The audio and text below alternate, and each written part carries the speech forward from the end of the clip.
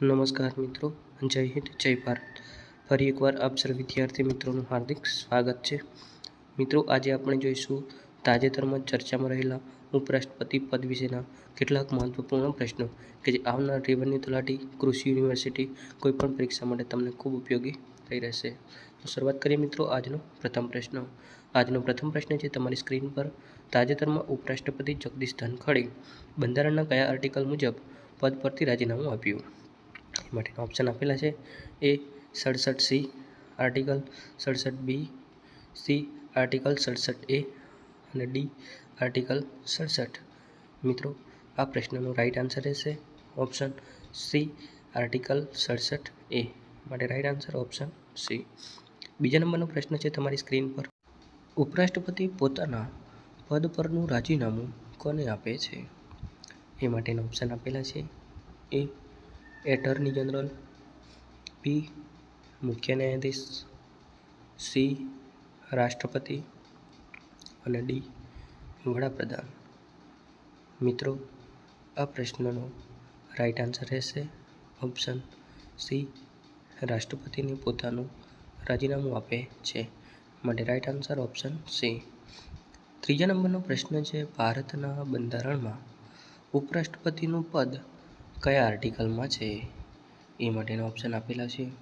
એ article 62, બી article 63, C article 64 અને D article 65. મિત્રો, આ પ્રશ્નનો રાઈટ આન્સર રહેશે ઓપ્શન બી, આર્ટિકલ 63. આગળનો પ્રશ્ન છે મિત્રો ચોથા નંબરનો તમારી સ્ક્રીન પર. ભારતના બંધારણમાં ઉપરાષ્ટ્રપતિનું પદ ક્યાંથી લેવામાં આવ્યું છે? એ માટેના ઓપ્શન આપેલા છે. એ બ્રિટન, બી દક્ષિણ Africa, C Russia, D America. આ પ્રશ્નનો રાઈટ આન્સર રહેશે ઓપ્શન ડી, અમેરિકા. આગળનો પ્રશ્ન છે મિત્રો પાંચમા નંબરનો તમારી સ્ક્રીન પર. બંધારણના કયા આર્ટિકલ મુજબ રાષ્ટ્રપતિ હોદ્દાની રૂએ રાજ્યસભાના સભાપતિ હોય છે? એ માટેના ઓપ્શન આપેલા છે. A article 65, B article 64, C article 63 અને D article 62. Right answer option B, article 64. આગળનો પ્રશ્ન છે મિત્રો છઠ્ઠા નંબરનો તમારી સ્ક્રીન પર. હાલમાં રાજ્યસભાના સભાપતિ કોણ છે? એ માટેના ઓપ્શન આપેલા છે. એ જગદીશ ધનખડ, બી નારણભાઈ પટેલ, સી હરિવંશ નારાયણ અને D Bhupendrabhai Patel. Right answer option C, Harivansh Narayan. આગળનો પ્રશ્ન છે સાતમા નંબરનો તમારી સ્ક્રીન પર. ઉપરાષ્ટ્રપતિ કયા આર્ટિકલ અંતર્ગત કાર્યકારી રાષ્ટ્રપતિ તરીકે ફરજ અદા કરે છે? એ માટેના ઓપ્શન આપેલા છે.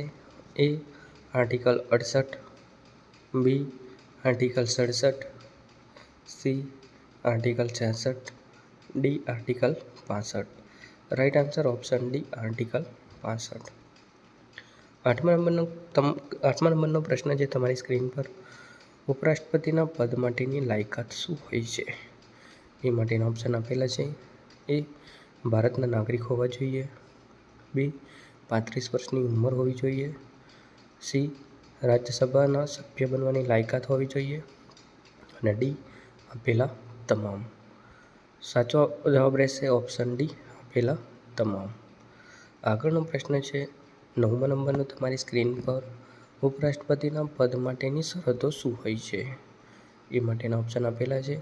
એ લાભનું પદ ન ધરાવતા હોવા જોઈએ, બી કોઈપણ ગૃહના સભ્ય ન હોવા જોઈએ, સી એ અને બી બંને અને ડી એક પણ નહીં. રાઈટ આન્સર રહેશે ઓપ્શન સી, એ અને બી બંને. આગળનો પ્રશ્ન છે મિત્રો દસમા નંબરનો તમારી સ્ક્રીન પર. ઉપરાષ્ટ્રપતિના પદનો માટેનો કાર્યકાળ કેટલો હોય છે? એ માટેના ઓપ્શન આપેલા છે. એ 2.5 વર્ષ એટલે કે 2.5 વર્ષ, બી પ્રથમ બેઠકથી 5 વર્ષ, સી 5 વર્ષ અને ડી 6 વર્ષ. રાઈટ આન્સર રહેશે ઓપ્શન બી, પ્રથમ બેઠકથી 5 વર્ષ. આગળનો પ્રશ્ન છે, બંધારણના કયા આર્ટિકલ મુજબ ઉપરાષ્ટ્રપતિના પદની શપથની જોગવાઈ છે? એ માટેના ઓપ્શન આપેલા છે. A article 66, B article 68, C article 70 અને ડી આર્ટિકલ 69. રાઈટ આન્સર રહેશે ઓપ્શન ડી, આર્ટિકલ 69.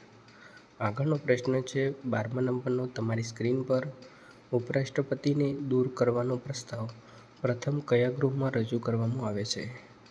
એ માટેના ઓપ્શન આપેલા છે. એ વિધાનસભા, બી વિધાન પરિષદ, સી રાજ્યસભા અને ડી લોકસભા. રાઈટ આન્સર રહેશે option C, Rajya Sabha. Thank you for watching this video. જય હિન્દ, જય ભારત. મિત્રો, આપણી યુટ્યુબ ચેનલ પર 501 સબસ્ક્રાઈબ થઈ ગયા છીએ. હવે ટૂંક સમયમાં 1000 સબસ્ક્રાઈબ પૂરી કરવા માટે તમે વિડીયોને ચોક્કસથી એકવાર લાઇક, શેર, ચેનલને સબસ્ક્રાઈબ કરવા માટે નમ્ર વિનંતી છે. Thank you for watching this video. જય હિન્દ, જય ભારત. અસ્તુ.